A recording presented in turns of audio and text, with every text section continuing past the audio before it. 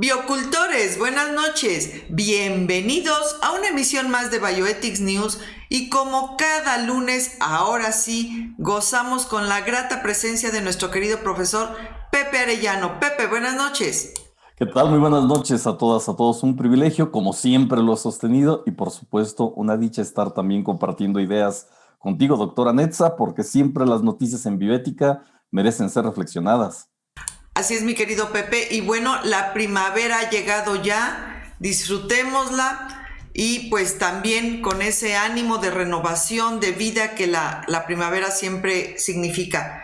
Y justo por eso, pues me parece, Pepe, que vale la pena dedicar esta emisión pues a la crisis mundial que estamos teniendo, o al menos todo parece indicar que se nos viene encima, y es con respecto a este conflicto bélico que inició como que parecía que no pasaba nada, parecía que iba a ser algo muy local y a últimas fechas, a últimas noticias, realmente ya preocupa, alarma y me estoy refiriendo al conflicto Ucrania-Rusia, que comenzó como Ucrania-Rusia y ahorita sí ya está alcanzando niveles alarmantes.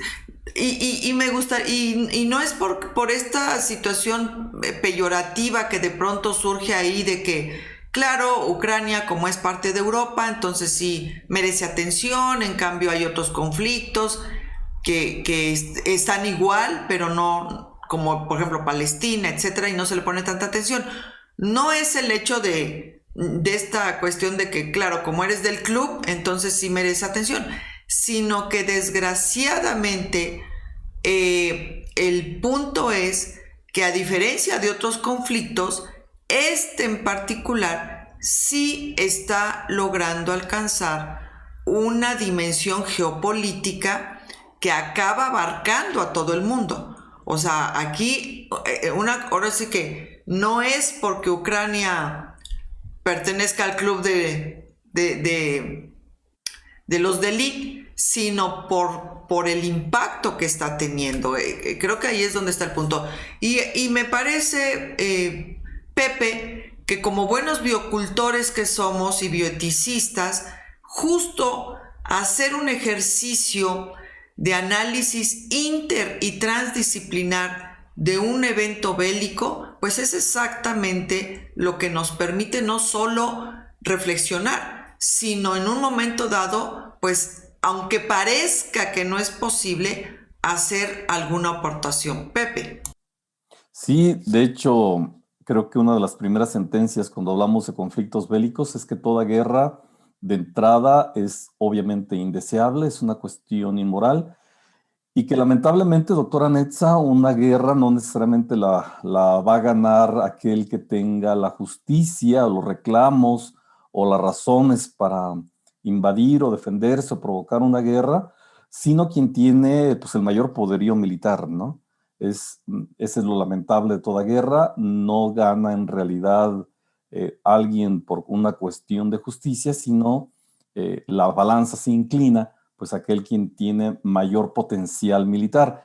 Y desafortunadamente, como en todos los casos de miseria humana, la guerra es parte de la miseria humana, quien más se ve afectado, pues nuevamente son los más vulnerables, los niños, los ancianos, los pobres, aquellos que no tuvieron las condiciones políticas, económicas para abandonar el país en cuestión.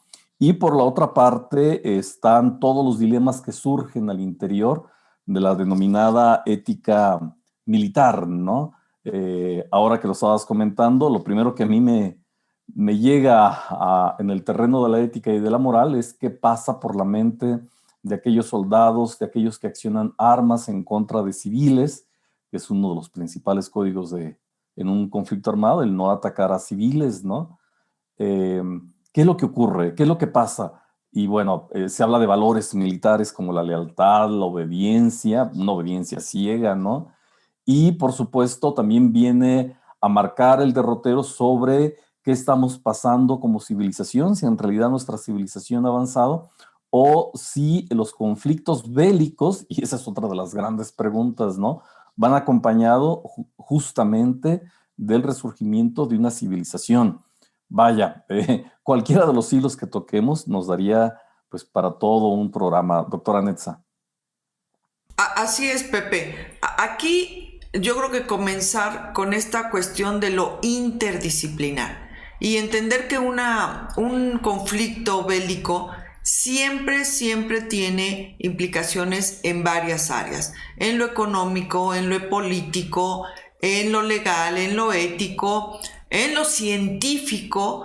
Desgraciadamente, en los grandes conflictos, las grandes guerras, siempre la ciencia ha tenido un avance descomunal con respecto a, por un lado, el poder experimentar sin ninguna restricción, y de ahí han surgido pues grandes avances científicos.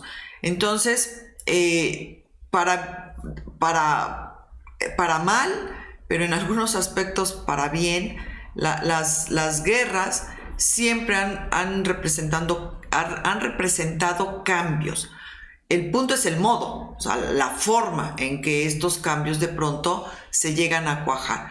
Ahora, eso por un lado. Entonces, en el caso que nos ocupa en este momento, pues esa es la gran preocupación mundial. O sea, ese es el problema, que aunque está ahí en un solo foco, o sea, desarrollándose en una región geográfica muy acotada hasta el momento, el problema es la lucha de poderes que está por encima de eso. O sea, realmente Ucrania solo es el escenario, pero por arriba está una lucha de poderes que, de salirse de control, sí nos pondría en una verdadera crisis como quizás nunca antes se ha visto, porque aquí estamos viendo un impacto o uno de los problemas de la famosa globalización. O sea, la globalización es, por ilustrarlo de alguna forma, donde todos estamos amarrados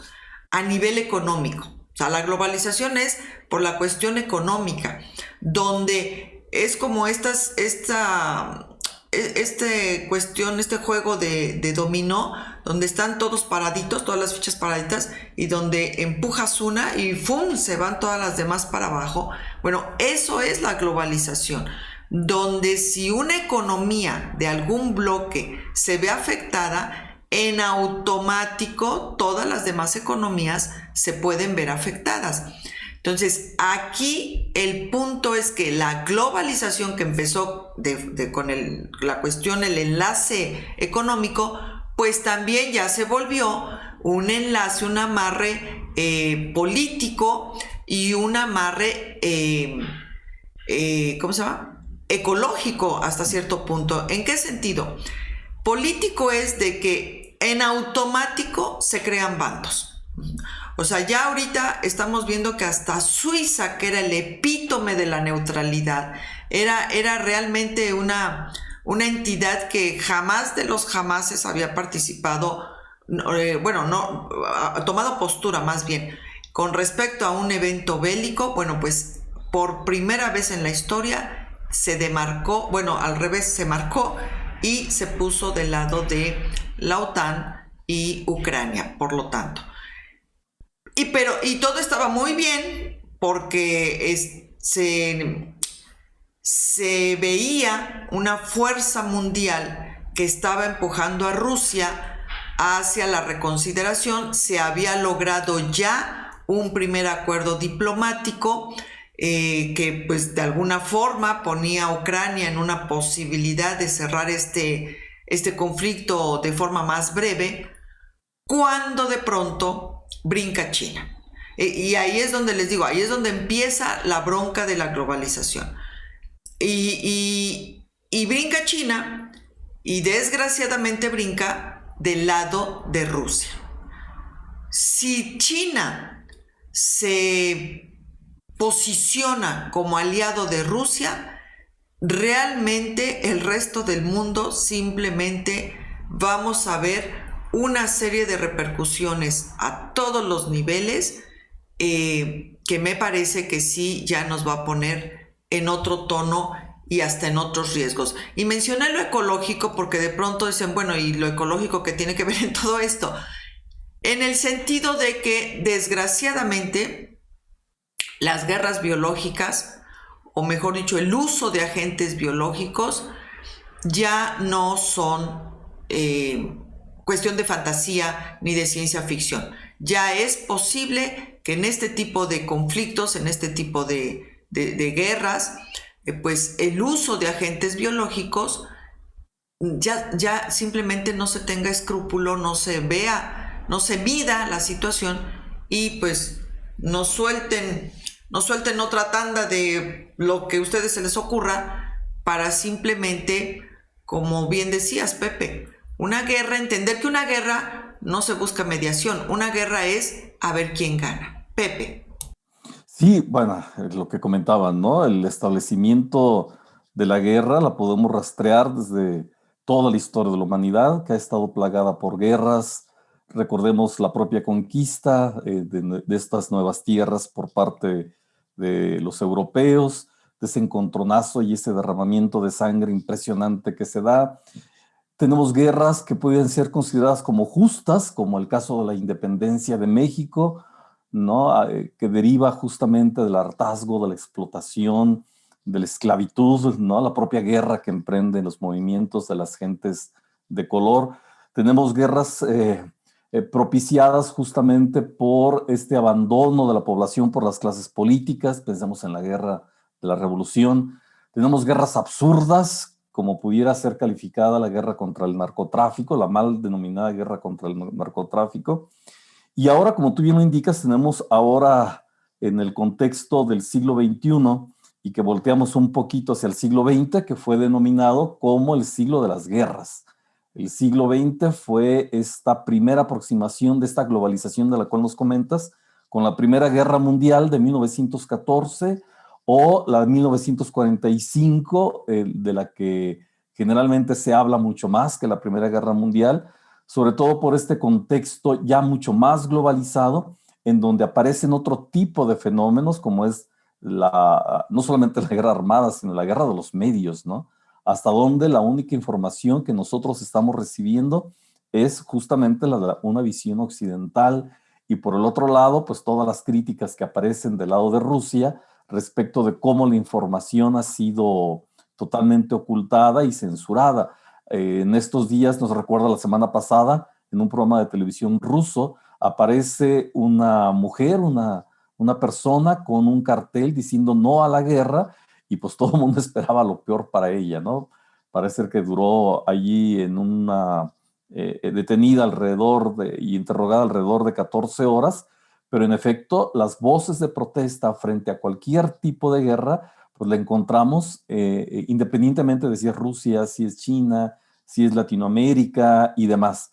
Y en el caso concreto de esta nueva guerra, en donde incluso aparece el fenómeno de la matanza de civiles a grandes distancias o por aviones no tripulados, en donde quien hace el acto del genocidio ya no es un soldado, ¿no? Ya no es alguien que está frente a frente, sino ya lo hacemos todo a nivel de control remoto, y donde el estatus de conciencia moral por parte de aquel que detona el botón, pues obviamente no es lo mismo del soldado que acribilla o del militar que asesina a mansalva, sobre todo a nivel de los civiles.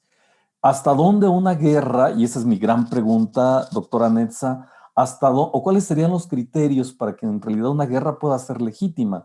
En el caso de Ucrania, la razón que da Rusia es que Rusia no se puede dar el lujo de permitir tener bases de la OTAN pues, pisando en su frontera. No sé si recordarás aquella declaración donde dice, imagínense que de repente Rusia pusiera misiles y tropas militares y bases militares en la frontera en México, en la frontera con Estados Unidos. Por supuesto que Estados Unidos no lo permitiría por ningún tipo, ¿no? Recordando aquella crisis que también seguramente tú recordarás de los famosos misiles de Cuba, ¿no? En donde también se comentaba que también estábamos allí al filo de la Tercera Guerra Mundial, pero que hoy por hoy tendríamos que hacernos este tipo de preguntas. ¿Cuáles serían los criterios para que una guerra sea considerada justa, y hasta dónde tenemos estos alcances para legitimar o no legitimar una situación como esta, en donde, insisto, siempre las víctimas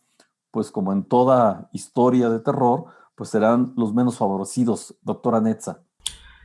Pues me la pusiste difícil, Pepe, porque no creo que exista, o quizás sí, o sea, a lo mejor al revisar la historia, quizás haya algún evento bélico que pudiéramos tipificar como justa, pero pues es que ya el puro concepto de justa nos pone en jaque, porque ¿qué cosa puede ser justo?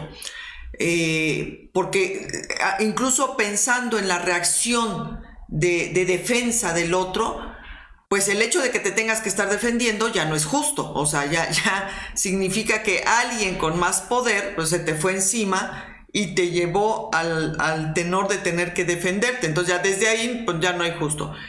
Alguna situación ideológica, o sea, más por arriba, podría establecerse como es justo o es justo defender esto, pero la realidad es que por la misma forma en que se lleva a cabo una guerra, ese es exactamente lo que anula la connotación de justa. O sea, a lo mejor los motivos podrían en un momento dado llevarnos hacia esta tipificación de guerra justa.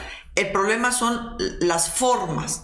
Las formas es lo que le quita a cualquier conflicto bélico la connotación de justa. Fíjate que ahorita que mencionaste toda esta cuestión, creo que yéndonos un poquito más arriba de lo terrenal, o sea, donde dice Putin, no puedo permitir que en la frontera de Rusia esté la OTAN, ¿no? Por la razón que sea. El punto es ¿cómo responde una persona? O sea, olvídate ya de Rusia y lo que Putin representa al mundo, a Rusia, etc.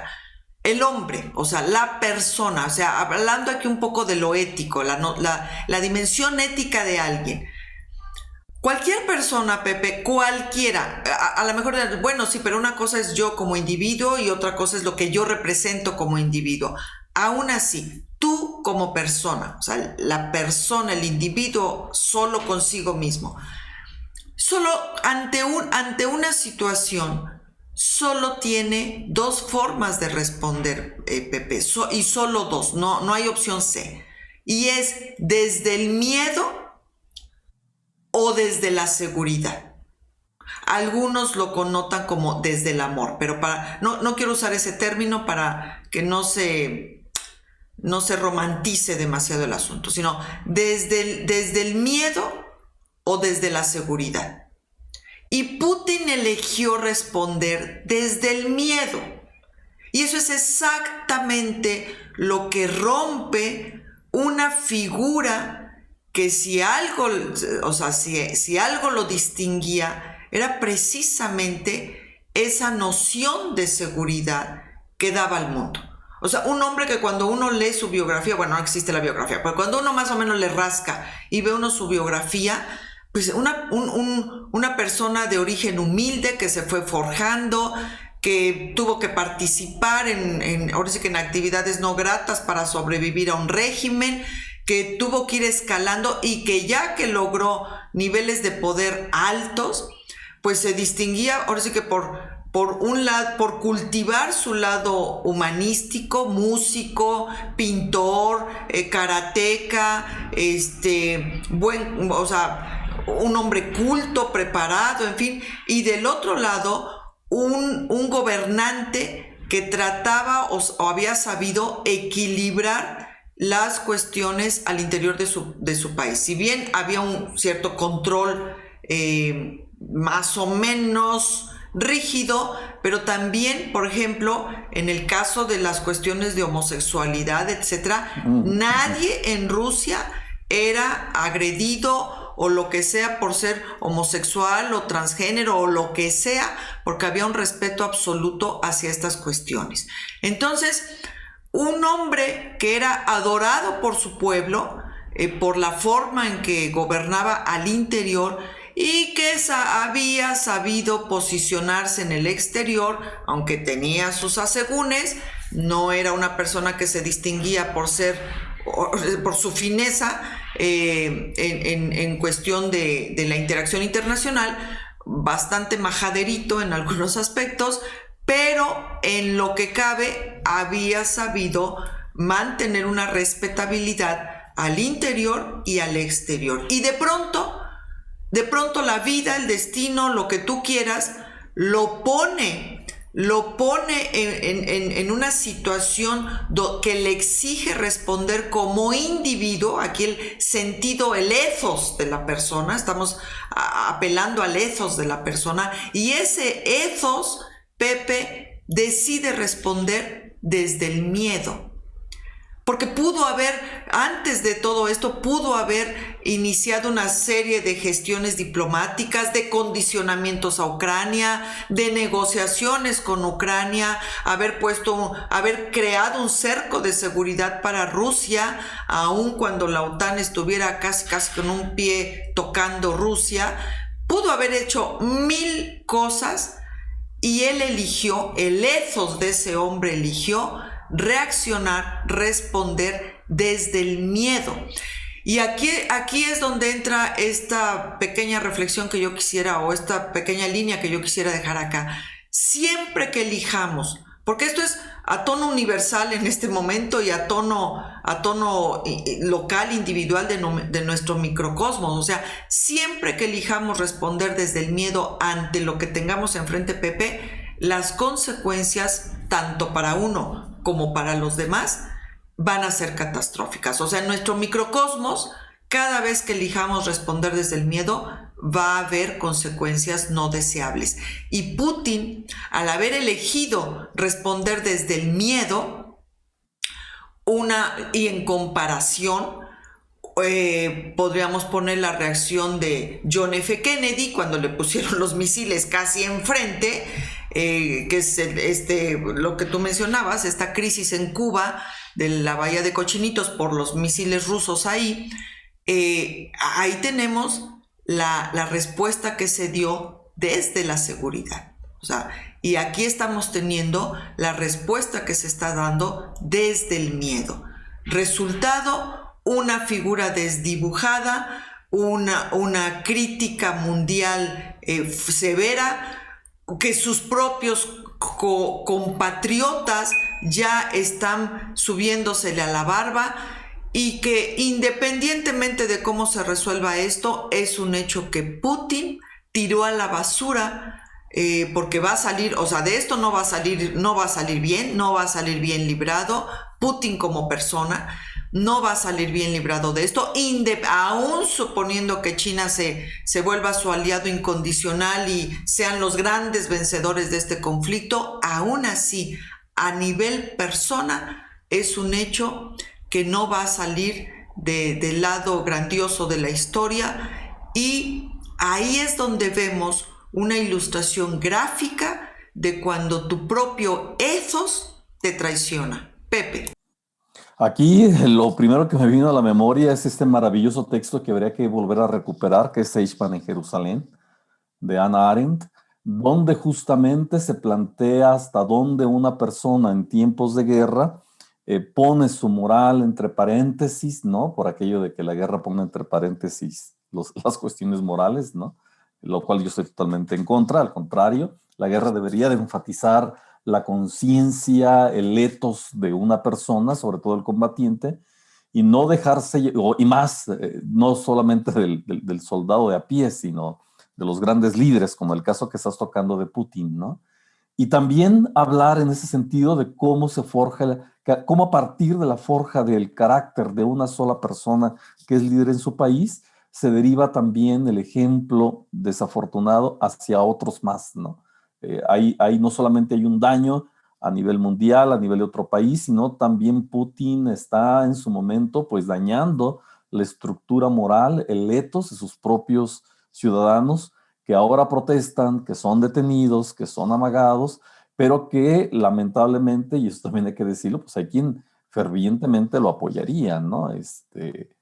Aquí nuevamente Quisiera, si tú me lo permites, regresar una de las consideraciones filosóficas, ahora que yo mismo lanzaba la pregunta y que intentaba preguntar y responder sobre cuándo una guerra en realidad pudiera tener ciertos alcances de justificación ética.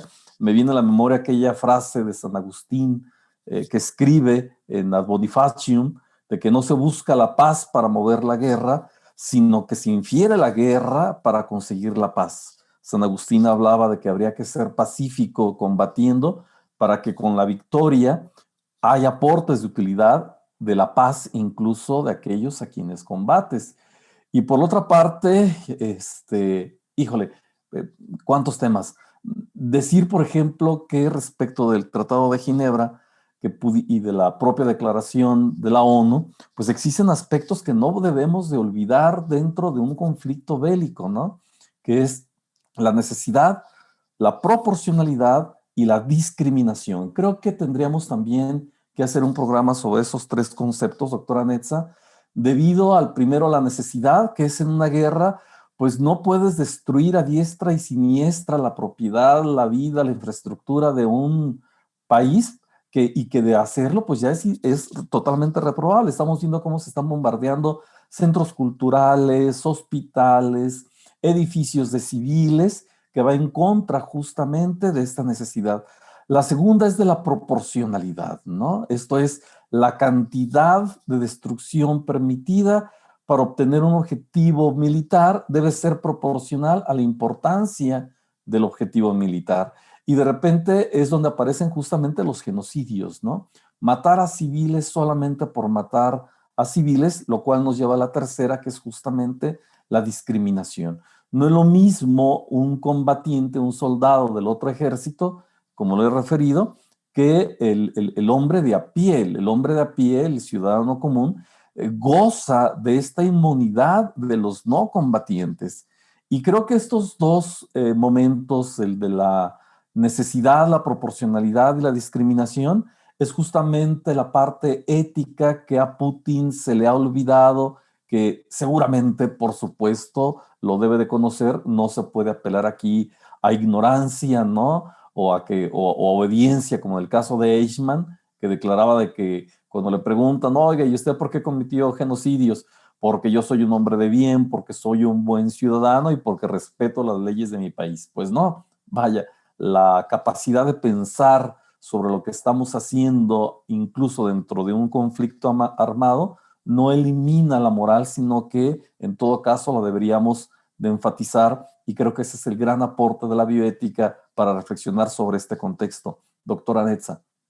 Así es, espléndido lo que acabas de decir, Pepe, y efectivamente, o sea, aunque parezca que estamos ajenos a eso, aunque parezca que a nosotros no nos afecta, recordar, ahorita que hiciste alusión a este espléndido libro, por favor, biocultores, si no lo han leído, léanlo, Eichmann o la banalidad del mal, de Hannah Arendt, por favor, léanlo, porque justo nos pone en el plató de la reflexión esta situación de que nadie es ajeno cuando un conflicto bélico que empieza a alcanzar tintes globales se desata. Y no somos ajenos en el sentido de que las repercusiones tarde o temprano también nos alcanzan, y el hecho de que ahora disponemos de recursos para manifestarnos, o sea, las redes sociales, aquí es donde pueden adquirir un papel importante, en el sentido de que la presión mundial puede representar un nuevo recurso para acotar una guerra. En el sentido de que las guerras, tú lo mencionaste un poco al principio, Pepe, ya no son como antes, o sea, ya no van a ser como antes, donde como que pasaba allá muy a lo lejos y como que aquí no pasaba nada. Como sucedió en la Segunda Guerra Mundial, donde la gran mayoría de la población civil estadounidense pues ni se enteraba ni se enteraba qué pasaba del otro lado. Claro, cuando ya Estados Unidos le entra a la guerra, entonces sí, pues empiezan a recibir las consecuencias simplemente por la gran cantidad de soldados muertos y infinidad de familias afectadas y la economía, etcétera. Pero mientras realmente parecía que no pasaba nada, la gente seguía su vida muy feliz y sin mayor problema. En estos momentos, por este cordón económico-político que ya nos enlaza a todos, un conflicto que empieza a globalizarse acaba afectándonos a todos. Y ahí es donde el estarse manifestando en pro de la paz, el estar emitiendo mensajes pro paz, puede en un momento dado, aunque no lo parezca, tener algún impacto. Y yo creo que ahí es donde nuestra conciencia, nuestro sentir ético pro paz, tiene que manifestarse de alguna forma. Y efectivamente, no hay, o sea, estos grandes líderes, estas grandes situaciones, no hay inocentes, ni pueden apelar a la inocencia.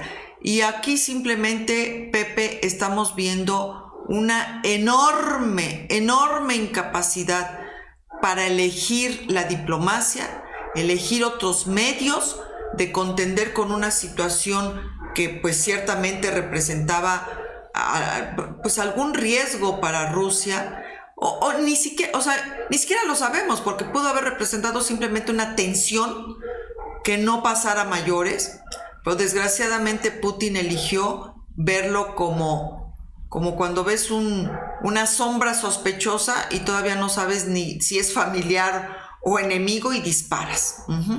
Y por último, Pepe, porque para variar ya se nos acabó el tiempo, me gustaría resaltar hablando del ethos, o sea, recalcando esto del ethos, de cómo Putin su ethos le hace responder desde el miedo y cómo la población civil de Ucrania, su ethos los hace responder desde la seguridad. Y realmente es loable, admirable, sublime, cómo las mujeres, los civiles, agarran una ametralladora, agarran una AK-47 y dicen, aquí estamos dispuestos a perder la vida por defender nuestra familia, nuestro suelo, nuestra tierra, nuestras vidas. Se regresan muchos que estaban huyendo ya en estas caravanas de migrantes forzados, se regresan y digo, casos pues realmente simbólicos, como es esta parlamentaria que sería como el equivalente a senadores, diputados de acá, esta parlamentaria que desde su oficina está trabajando, cumpliendo con su deber, y la ametralladora en su escritorio, pues lista a tomarla si fuese necesario. Esta representante de la belleza ucraniana, Miss Ucrania, que tenía un salvoconducto, pudo haberse ido del país de forma segura y ella decide regresarse y tomar un arma. Entonces, realmente el ver estos ejemplos de resistencia cívica, de resistencia civil, de ethos, de un ethos de David, o sea, David contra Goliat, y elegir regresarse para defender lo propio, habla de ese ejemplo, Pepe, donde el ethos decide responder desde la seguridad ante una amenaza explícita. Pepe. Pues sí, es todo un tema, y aquí pues la invitación a todos los biocultores justamente de pensar, reflexionar de este fenómeno de la guerra, donde evidentemente lo que salta pues es el miedo, la rabia, el temor, el coraje, la decepción, la incertidumbre, y que la reflexión y esta parte crítica que nos proporciona la bioética nos debe de llevar a reflexionar sobre la guerra y no solamente estar, como muchos comentan, cómodamente sentados en nuestro sillón, viendo la tele, viendo las noticias de cómo están lanzando ahí los cohetes mientras nos comemos unas palomitas sin hacer uso de nuestro ejercicio crítico. Creo que estos tiempos de guerra, ojalá que no que se detenga, que exista el diálogo, la concordia, obviamente es lo que todo mundo desea, pero que en aras justamente de la reflexión bioética no podemos ver la guerra simplemente como si fuera un espectáculo televisivo. Doctora Netza, con eso me quedaría. Así es, Pepe, y lo comparto ampliamente.